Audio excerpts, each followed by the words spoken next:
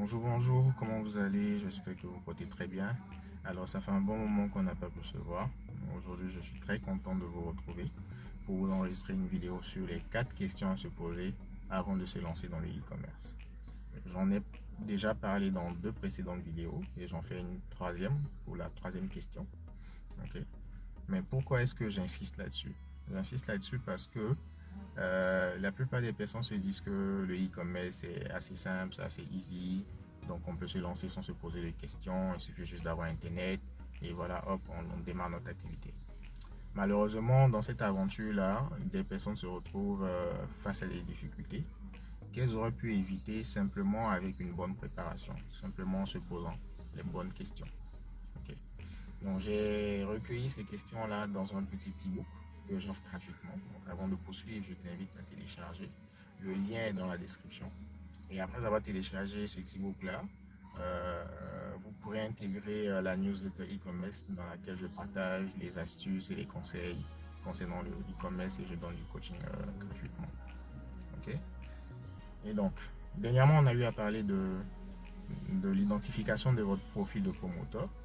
Euh, et la seconde vidéo qu'on a eu à faire sur cette série-là, concernant le temps qu'il fallait consacrer à son activité, à son business en ligne. Ok.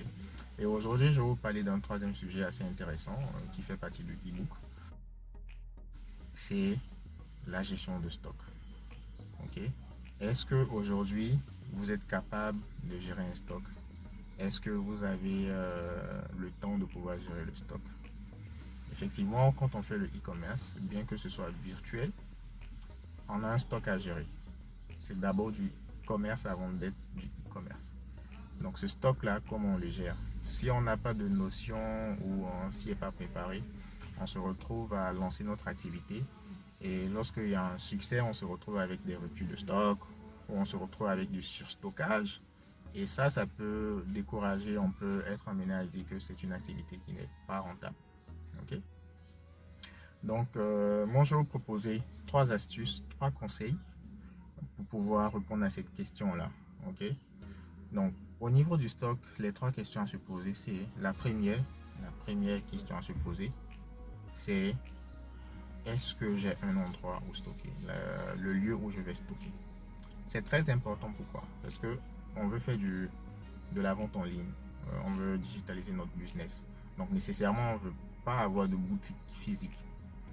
Mais si on n'a pas de boutique physique, où est-ce qu'on va stocker toute cette marchandise? Où est-ce qu'on va stocker tous ces produits? Ok.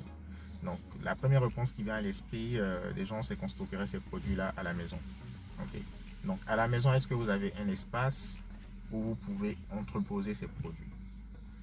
Si c'est oui, alors c'est une bonne chose. Ensuite, dans cet espace-là, est-ce que c'est un espace propice? Parce que des produits, par moments, sont sensibles. Est-ce que c'est un endroit où il y a la poussière facilement? Est-ce que ça peut prendre facilement de la poussière? Si ce sont des produits périssables, est-ce que ce lieu de stockage là va pas accélérer la décomposition du produit, la qualité du produit et tout ça? Est-ce que la température est bonne et tout ça?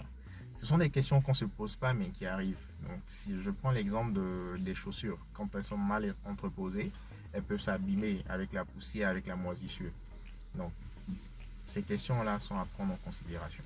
Est-ce que vous avez un espace à la maison qui vous permettra de stocker une certaine quantité de produits? Et est-ce que vous pourrez les stocker dans les bonnes conditions? Ok. Donc voici le premier aspect à, à vérifier, à s'assurer avant de se lancer dans cette aventure. Ok. La seconde préoccupation à avoir concernant le stock, c'est faire l'inventaire. Ok.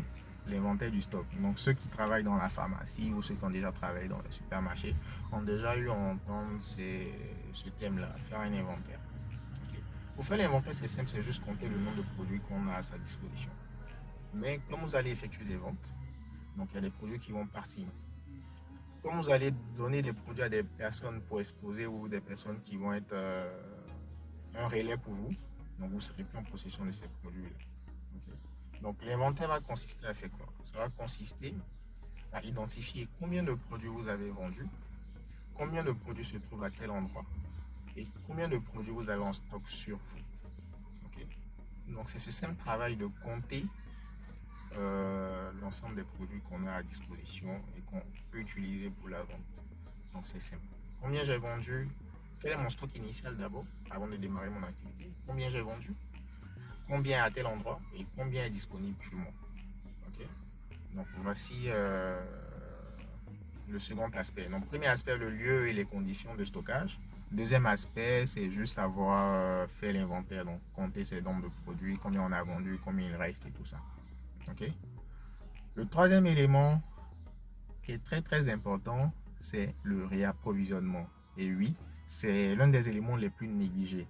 Parce que quand ces personnes-là démarrent dans le e-commerce, elles attendent jusqu'à arriver à épuisement du stock avant de penser faire un réapprovisionnement.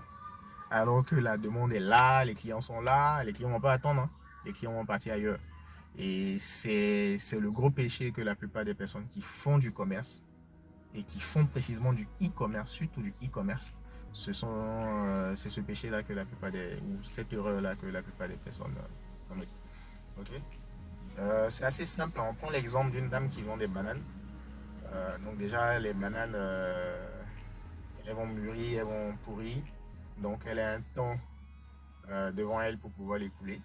Mais encore, il faudrait qu'elle puisse commander la marchandise et que la marchandise puisse arriver chez elle avant que ce qui est sur sa table arrive à épuisement. Sinon, les passants iront voir ailleurs. Donc, pour le réapprovisionnement, ce que vous devez faire, c'est identifier le moment à partir duquel vous devez lancer votre commande. Donc, ce moment-là va se déterminer avec deux éléments. Et ça, c'est ce qu'on a vu à l'école, mais je vais l'expliquer terre à terre avec deux éléments. Okay. Le premier élément, c'est d'identifier un stock minimum à partir duquel vous allez passer votre commande. Donc ça peut être lorsque je me retrouve avec 5 unités de mon produit, il faudrait que je déclenche une commande. Okay. Et ça, c'est basé sur le fait que vous vendez par exemple un produit par jour, deux produits par jour. Okay. Et le second aspect, c'est combien de temps mon fournisseur prend pour me livrer la marchandise. Si j'ai passé ma commande aujourd'hui, supposons c'est lundi, mon fournisseur pourra me le livrer quand? Donc si votre fournisseur est dans la même localité que vous, ça peut se faire dans les 24 heures. S'il est éloigné, ça peut se faire dans la semaine. S'il est en Chine, ça peut faire voilà, 2 semaines, 3 semaines. Ok. Et sa capacité de production également dépend de sa capacité de production va dépendre le délai de livraison. Ok. Donc il faudra prendre en compte ce délai là. Donc si vous reste 5 pièces et que votre fournisseur prend une semaine avant de vous le livrer, donc assurez-vous que ces 5 pièces là vont pas finir pendant que vous êtes en train d'attendre. C'est bien si ça finit, mais quand on n'a plus de stock, on perd des clients. Ce sont des méventes qu'on fait.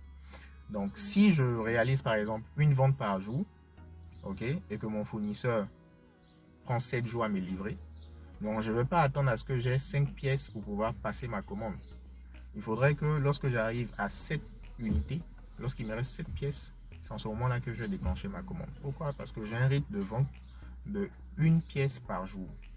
Du coup, quand j'enclenche ma commande lorsque j'ai 7 pièces, supposons que je conserve le même rythme. Donc chaque jour, je vais vendre une pièce. Et quand je vais vendre une pièce, j'ai le temps qui s'écoule. Et lorsque j'ai épuisé mon stock, donc j'ai épuisé mon stock en 7 jours, eh bien, je reçois ma commande. Donc pour plus de sécurité, les logisticiens vont dire, bon, pour plus de sécurité, ce qu'on va faire, au lieu d'attendre que ce soit 7 pièces, donc c'est trop coincé, on va d'atteindre plutôt 9 pièces. Lorsqu'il me reste 9 unités ou 9 produits en stock, en ce moment-là, je vais déclencher ma commande parce qu'il peut y avoir des aléas, il peut y avoir le fournisseur qui a un petit pépin et qui est en retard. Je déclenche ma commande et j'ai 9 jours devant moi, vu que j'ai un rythme de vente de un produit par jour. J'ai 9 jours devant moi pour pouvoir recevoir mon produit. Donc voici une technique assez simple qui est appliquée dans les grandes entreprises, qui est appliquée par des personnes qui font le commerce traditionnel et que vous devez appliquer également au e-commerce. Donc c'est tout ce que je voulais partager aujourd'hui avec vous. La question de stock est assez importante dans le e-commerce. Donc dans un premier temps, sachez où vous allez entreposer vos produits rassurez-vous que cet endroit-là respecte les conditions et que votre produit ne va pas s'endommager. Il faut savoir faire l'inventaire, donc compter ses produits, combien on a vendu, combien il me reste. Et enfin, savoir à partir de quel moment il faut faire un réapprovisionnement. Alors, c'était moi. Si vous avez aimé ces astuces, likez, commentez et partagez à toutes les personnes qui sont intéressées par le e-commerce. Et d'ici là, portez-vous bien et à très bientôt. Ciao.